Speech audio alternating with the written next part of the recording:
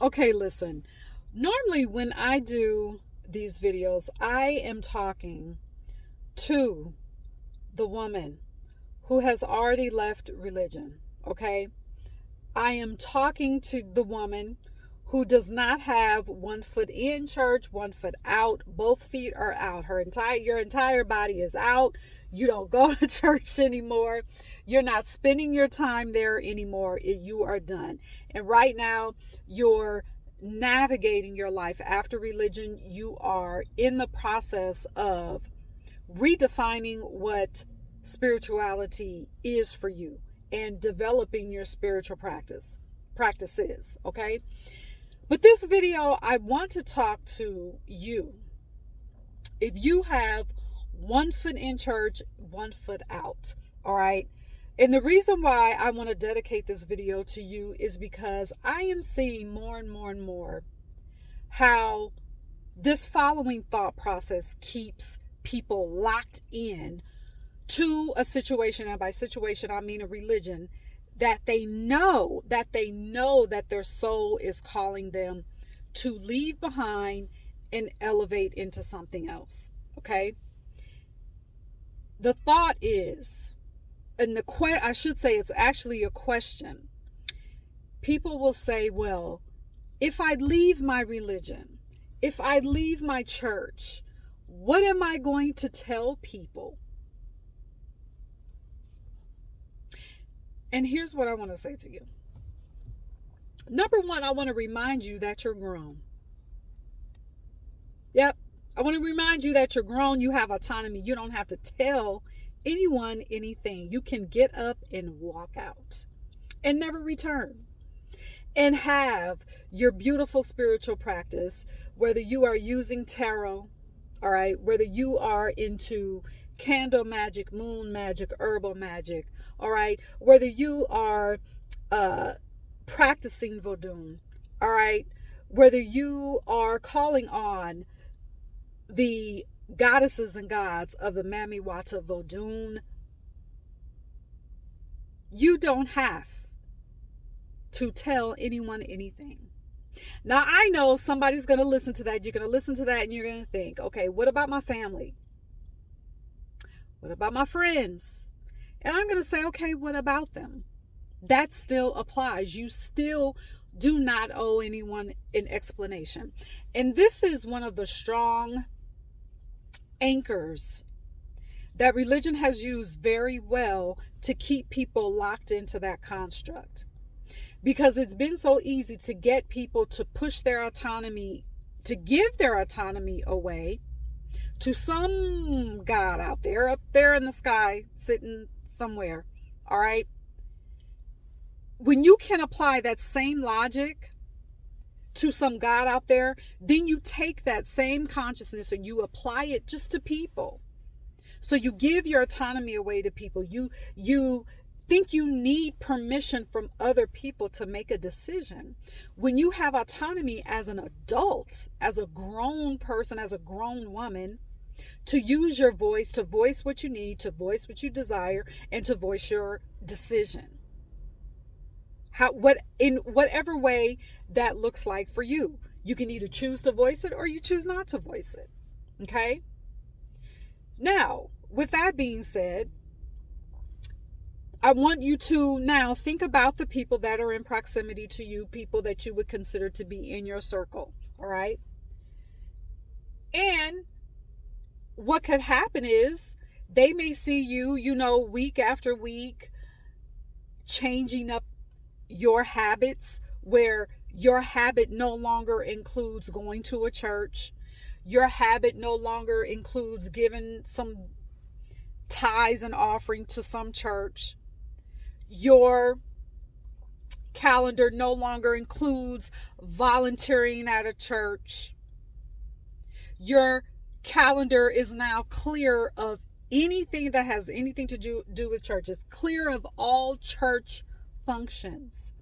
Yes, people in close proximity to you are going to notice that.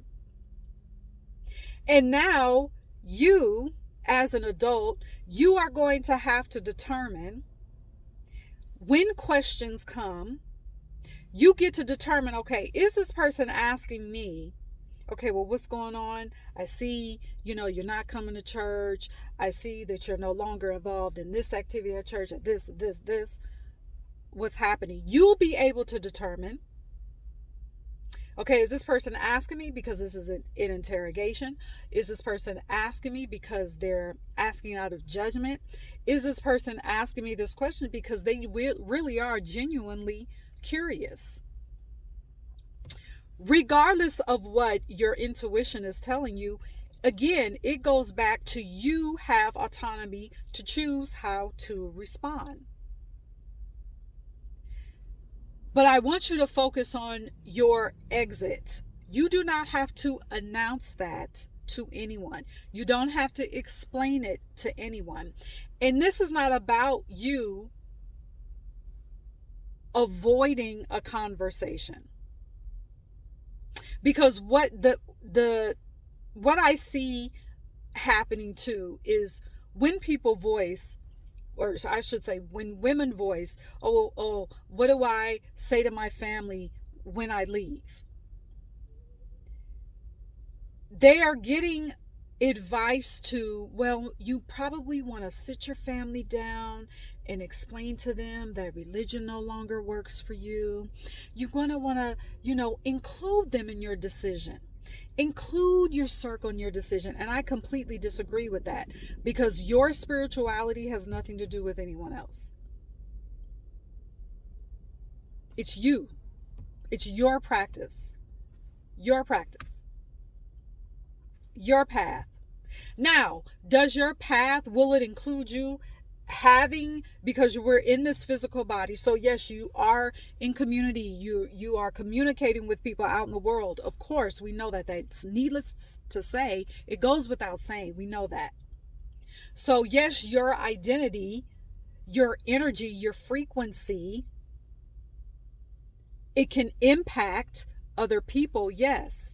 However, your decision in how to navigate your energy, in your decision in the frequency that you want to show up in, no, that is not a conversation that you need to have with other people to let them know what you're doing. And again, this goes back to when you make that decision, when you leave, and you will find people that do want to ask.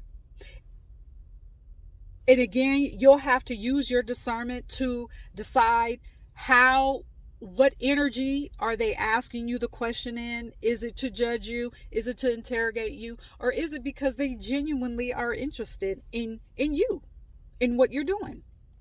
And even with that type of healthy interaction, you still don't have to give that person everything. You still don't have to tell them everything. Because, and I'm going to say this, if you're watching this and you do have one foot in, one foot out, all right? When you take the leap, you're not going to know, okay, well, what is my spiritual practice? No, you're not going to know that off top. Okay? What you're going to experience is freedom. You're going to be focused on that. And that in itself, to experience your freedom, to experience your own spirit, to experience the frequency of your own body, again, to recapture your soul, that right there is a spiritual practice in itself.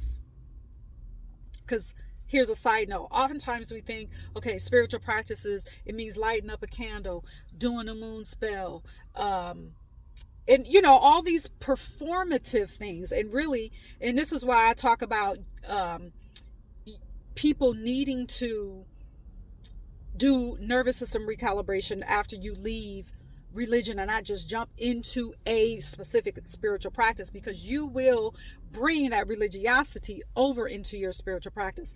In spiritual practices, we often think that it's performative, and it is not. It is not. Yes, those tools, and I've talked about this before on the channel. Yes, those tools can be very helpful. The candles, the herbs, the oils, all of that can be very helpful. I still use that. It's fun for me. It taps into my artistry. Okay? So,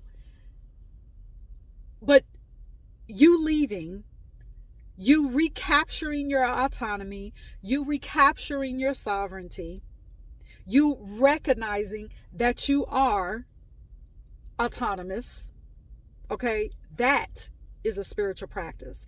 And you don't have to say anything to anyone. There's no performance in that. It is an existence.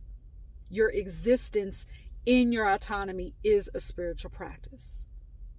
So, yeah, let that be the tip for this, for you, for this episode. Okay, let me know in the comments what your takeaways are.